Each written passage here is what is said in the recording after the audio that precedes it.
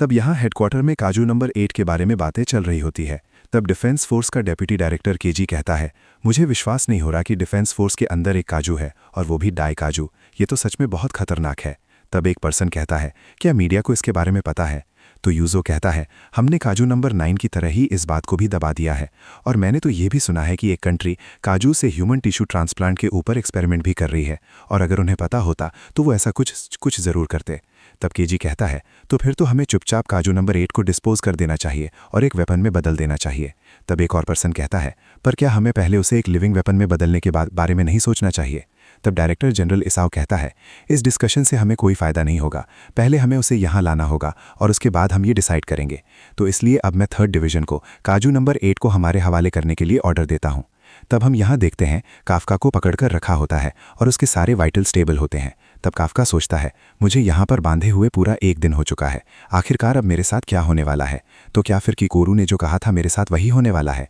क्या मुझे वेपन में कन्वर्ट कर दिया जाएगा? आखिरकार ये सब कुछ हो क्यों रहा है? मैंने अभी अभी तो मीना के साथ लड़ने की जर्नी को स्टार्ट किया था, मुझे पूरा यकीन है कि मीना मुझसे नाराज़ होगी। तभी वहाँ पर मीना आ जाती है और वो कहती है, अब टाइम हो चुका है, तो इसलिए हम तुम्हें हेडक्वार्टर शिफ्ट कर रहे हैं। तब काफका शोशिरो से माफ़ी मांगने लगता है। तब शोशिरो कहता है, चुप रहो और हमारे साथ चलो, मैं इन सब से ये सीक्रेट छुपा रहा था, तो इनका इस तरह रिएक्ट करना तो बनता ही है। और तब वो लोग उसे बाहर ले जाते हैं, जहाँ पूरा 3rd डिवीज़न काफका को हेडक्वार्टर्स पहुँचाने की तैयारी कर रहा होता है। तब काफका सोचता है, मैं तो इचिकावा की आंखों में देख भी नहीं पा रहा हूँ, उसने मेरा ध्यान रखने के लिए कितना कुछ किया है, पर फिर भी मैंने सब कुछ बिगाड़ दिया है, तो ये पक्का मुझ पर बहुत ज़्यादा गुस्सा होगा। मुझे माफ़ कर देना इचिकावा, लगता है इस बार सब कुछ खत्म होने वाला है। तब काफका को कुछ समझ नहीं आता और उसे ट्रक के अंदर ले जाया जाता है। तब मीना कहती है, इस तरह बोलने पर इचिकावा को 50 पुशअप्स मारने होंगे। यहाँ पर कोई कैमरा नहीं है, तो इसलिए हम बात कर सकते हैं। जब तुम उस टाइम बिना सोचे समझे हमें बचाने चले गए, तब मैं तुम्हें इस तरह काजू में देखकर शॉक हो गई थी, पर मैं जानती थी कि ऐसा सिर्फ तुम ही कर सकते हो, तो इसलिए मैं कुछ फुटेज और गवाही दूंगी जिससे कि तुम्हारी मदद हो सके। अगर हम लोग ये प्रूफ कर पाए कि तुम एक ह्यूमन हो, तो हम तुम्हें बचा पाएंगे। हम सभी लोग उन्हें वो सब कुछ बताएंगे जो तुमने एक ऑफिसर बन के किया है। और तुम चिंता मत करो, 3rd डिवीज़न में कोई भी तुम्हें अपना दुश्मन नहीं मानता है, तो इसलिए आओ और यहाँ पर बैठ जाओ। Kafka Hibino, defence force code article 13 के अकॉर्डिंग तुम्हें आरके मैरीटाइम बेस में ट्रांसफर किया जा रहा है, ताकि सिटीजन सेफ रहें। मीना, क्या मैं अभी भी तुम्हारे साथ खड़े होकर लड़ सकता हूँ? बिल्कुल, मैं हमेशा तुम्हारा इंतजार करूंगी। तो ये सुनते ही काफका रोने लगता है और वो लोग काफका को लेकर वहां से चल पड़ते हैं। तब शोशिरो कहता है, ये बिल्कुल बेवकूफ़ है, और 3rd डिवीज़न को सैल्यूट करने के लिए कहता है। तब केजी कहता है, वाइस कैप्टन शोशिरो, आखिरकार आप ये क्या कर रहे हैं? तब शोशिरो कहता है, हम अपने सुपीरियर ऑफिसर कैप्टन मीना को सैल्यूट कर रहे हैं। तब केजी कहता है, फिर तो ठीक है, क्योंकि हम लोग काइजूस को सैल्यूट नहीं करते हैं। तब हम यहाँ देखते हैं मैरीटाइम बेस में काफका को कैद कर लिया जाता है, और थोड़े दिनों बाद 3rd डिवीज़न बेस की मरम्मत चल रही होती है, जहाँ आईई, इचिकावा, फुरुहाशी, इजुम और मीना से काफका के बारे में सोच रहे होते हैं।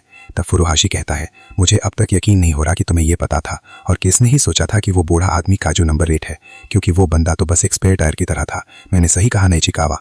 पर हम देखते हैं इचिकावा कुछ भी नहीं कह रहा होता। तब मीना से कहती है, काफका ने मुझे काजू से बचाया है, और उसी ने काजू के वीक पॉइंट्स भी ढूंढे हैं। उसके साथ ट्रेनिंग करने में सच में कितना मजा आता था। तब फुरुहाशी कहता है, तुम सही कह रही हो, उसने तो मेरी भी जान बचाई है। तब आयोई कहता है, कुछ भी डिसाइड करना हमारे हाथ में नहीं है, ये काम न्यूट्रलाइजेशन ब्यूरो का है। तब जीमो कहता है, एक पुराना एसजीएफ ऑफिसर अपने ऑर्डर्स को मानता ही है, पर तुम यहाँ पर सही कह रहे हो, एक ह्यूमन का एक काइजू में बदलना सच में बहुत बड़ी बात है। अगर ये बात किसी को पता चल गई तो पूरी दुनिया में हंगामा मच जाएगा, और सभी लोग डरते हुए अपनी जिंदगी जिएंगे और सोचेंगे कि कहीं उनके साथ खड़ा हुआ पर्सन कोई काइजू तो नहीं है। हम लोग अब इस चीज़ में कुछ नहीं कर सकते। तब हम यहाँ देखते हैं मीना ने काफका के ऊपर एक रिपोर्ट तैयार की होती है, और वो कुनामी को उस रिपोर्ट को और भी अच्छे से तैयार करने के लिए कहती है। तब कुनामी उसे देखकर बहुत ज़्यादा खुश हो जाती है। तब यहाँ रियो कहता है, वाइस कैप्टन, हमने सारे डिस्ट्रॉयड व्हीकल्स को यहाँ से हटा दिया है, तो क्या आप बता सकते हो कि अब काफका का क्या होगा? मुझे वो यहाँ वापस चाहिए। मैं जब उससे साथ लड़ रहा था तब उसने अपनी पूरी ताकत को यूज़ नहीं किया। आखिरकार मुझे कम आंकने की उसकी हिम्मत कैसे हुई? अगली बार जब मैं उससे मिलूंगा तब मैं उसके साथ सीरियस होकर फाइट करूंगा। तब यहाँ की कुरू अपने फादर से मिलने चली जाती है। तो डायरेक्टर इसाओ कहते हैं, आखिरकार तुम यहाँ पर क्या कर रही हो? डायरेक्टर जनरल इसाओ, मैं यहाँ पर काफका को ना मारने की रिक्वेस्ट लेकर आई हूँ, उसने मेरी जान बचाई है, तो प्लीज़ इसे कंसिडर कीजिएगा। तुम बेवकूफ़ हो क्या? तुम यहाँ पर अपने फेलियर्स के बारे में बात करने आई हो? ज़रा इस चीज़ को ध्यान से देखो, ये काफका की चेस्ट का एक्सरे है, और जो यहाँ पर दिखाई दे रहा है वो दिल नहीं बल्कि एक कोर है। वो एक ह्यूमन नहीं है, बल्कि वो एक काइजू बन चुका है, और वो उसी काइजू की तरह है जिसने तुम्हारी माँ को मारा था। अगर तुम्हें ये समझ में आ रहा है तो यहाँ से वापस चली जाओ। तो किकोरू वहाँ से वापस जाते हुए कहती है, पापा, चाहे जो मर्जी हो जाए, पर मुझे उस पर विश्वास है। तो हम यहाँ देखते हैं कुछ लोग काफ्का की इंस्पेक्शन करने आ जाते हैं और काफ्का उनसे बात करने की कोशिश करने लगता है, पर वो कोई जवाब नहीं देते हैं। तब काफ्का अपने साथियों को याद करके सोचता है, सबको बताने के लिए मेरे पास बहुत कुछ है, तो इसलिए मैं अभी हार नहीं मान सकता, मुझे वापस जाना ही होगा। तब यहाँ फुरुहाशी कहता है, क्या हमें दूसरे डिवीजन में ट्रांसफ़र किया जा रहा है? तो मीना कहती है, ये बस टेम्प्रेरी है, पिछले काजू के अटैक की वजह से हमारे बेस में बहुत ज़्यादा नुकसान हुआ है, तो इसलिए हम लोग यहाँ पर न्यू रिक्रूट्स को ट्रेन नहीं कर सकते। हमने एक साथ 2 काइजूस के हमलों को देखा है, तो इसलिए हेडक्वार्टर्स चिंता में है। उन्हें लगता है कि शायद आगे ऐसी और भी चीज़ें हो सकती हैं, तो इसका मतलब और भी काइजूस आने वाले हैं। और तो काइजूस आएंगे ही, पर शायद वो लोग सेम टाइम पर भी आ सकते हैं, तो इसलिए हमें तैयारी करनी होगी। और हमारे जीतने के चांसेस सिर्फ तुम लोग हो। हम लोग सारे डिविजन्स में से मोस्ट टैलेंटेड रुकीज़ को इकट्ठा कर रहे हैं और उन्हें अलग अलग डिविजन्स में ट्रेन करवा रहे हैं। तो आयो भी कहता है, तो इसका मतलब यहाँ से हमें चुना गया है। तब जीमो कहता है, क्या ये काजू नंबर 8 की वजह से? क्या उनका रियल गोल उन सभी को अलग करके उन पर नजर रखना है जो कि काफ्का के नज़दीक थे? तो फुरुहाशी कहता है, अगर ऐसा है कैप्टन, तो मैं ये ऑर्डर बिल्कुल नहीं मानूंगा। तो मीना कहती है, रुक जाओ, ये अच्छी बात है कि तुम्हें अपने साथ के ऑफिसर की चिंता है, पर यह प्लान काफ़ी टाइम से बन रहा है और काफ्का का इससे कोई लेना देना नहीं है। तब जीमो कहता है, ये तो अच्छी बात है, पर मुझे नहीं लगता कि हम किसी और डिवीजन में जा पाएंगे। तो फुरुहाशी कहता है, ये बिल्कुल ठीक कह रहा है, मैं 3rd डिवीजन में इसलिए आया था क्योंकि आप मेरी इंस्पिरेशन थी, तो इसलिए मैं यहाँ से नहीं जाऊँगा। तब इचिकावा कहता है, मैं जाने के लिए तैयार हूँ। तब फुरुहाशी कहता है, क्या तुम पागल हो? तुम्हें पता है ना कि इससे हम लोग अलग हो जाएंगे, पर तुम फिर भी ये करना चाहते हो। पर हम देखते हैं इचिकावा फिर भी अपना डिसीजन चेंज नहीं करता। तब यामो काफ्का के बारे में बात करने के लिए अपने फादर को फ़ोन करने के बारे में सोच रहा होता है। तभी वहाँ पर आयुई आ जाता है और वो भी काफ्का को बचाने के लिए किसी से बात कर रहा होता है। तब वो इज़म को देखकर वहाँ से वापस जाने लगता है, पर इज़म उसे बात करने के लिए रोक लेता है। तब आयो कहता है, मैं GSTF के ओल्ड कमांडर से बात कर रहा था, मैं चाहता था कि वो मुझे किसी ऐसे पर्सन से मिला दें जो कि काफ्का की मदद कर सके। ये तो सच में बहुत ज़्यादा सरप्राइज़ वाली बात है। मुझे तो लगा था कि तुम पर्सनल फेवर्स नहीं मांगते हो। मैंने पहले ही कहा था कि मैं किसी को भी खोना नहीं चाहता। काफ्का हमारी तरह ही 3rd डिवीजन का एक इंपॉर्टेंट मेंबर है, तो इसलिए मैं उसे खोना नहीं चाहता। क्या मैं गलत कह रहा हूँ? तब यहाँ काफ्का मीना की बात को याद कर रहा होता है और सोचता है, मीना बिल्कुल सही कह रही थी। अगर मैं ये प्रूव कर दूंगा कि मैं एक ह्यूमन हूँ, तो मैं वापस उन लोगों के पास जा सकता हूँ, तो इसलिए पहले मैं उन्हें अपने आप को सुनने पर मजबूर कर दूंगा। तभी हम देखते हैं डायरेक्टर जनरल इसाओ को सोल्जर्स के साथ वहाँ आ जाते हैं। तब यूजो कहता है, मुझे नहीं लगा था कि डायरेक्टर जनरल खुद जाएंगे। तब केजी कहता है, ये पर्सन इंपॉर्टेंट मैटर्स को खुद हैंडल करता है। तब काफ्का कहता है, डायरेक्टर मैं काइजू नहीं हूँ। तब डायरेक्टर इसाओ काफ्का को आज़ाद करने के लिए कहता है।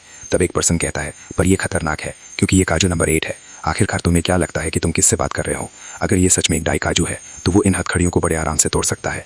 ये यहाँ पर इसलिए बैठा हुआ है क्योंकि ये खुद यहाँ पर बैठना चाहता है। तब काफ्का सोचता है, शायद ये मेरी बात सुन ले। डायरेक्टर, मैं एक ह्यूमन हूँ। तभी डायरेक्टर इसाओ काफ्का पर हमला कर देते हैं, पर काफ्का अपने हाथ को ट्रांसफॉर्म करके उनकी बुलेट से बच जाता है। तभी डायरेक्टर इसाओ उसके पेट पर हमला करके उसका खून निकाल लेते हैं और कहते हैं, मैं तुम्हें एक चीज़ बता दूं, इस दुनिया में जो चीज़ अपने हाथों की मदद से बुलेट्स को रोक सकती है, उसे कभी भी ह्यूमन कंसिडर नहीं किया जाता। समझे काजू नंबर 8। और तब वो काफ्का के ब्लड का सैंपल अपनी टीम को दे देते हैं। तब काफ्का कहता है, मैं काजू नंबर 8 नहीं हूँ, बल्कि मैं काफ्का ही बिनू हूँ। तो ऐसी बात है। और तब वो अपने वेपन को ओपन करने का ऑर्डर देते हैं और उसे पहनकर कहते हैं, अगर ऐसी बात है तो तुम इसी फॉर्म में मरोगे। अब मैं काजू नंबर 8 को मारने की प्रोसीजर को स्टार्ट कर रहा हूँ। अगर मैं पूरी तरह काजू में कन्वर्ट नहीं होऊंगा, तो मैं प्रूव कर पाऊंगा कि मैं एक ह्यूमन हूँ। तभी डायरेक्टर इसाओ काफ्का पर हमला कर देते हैं।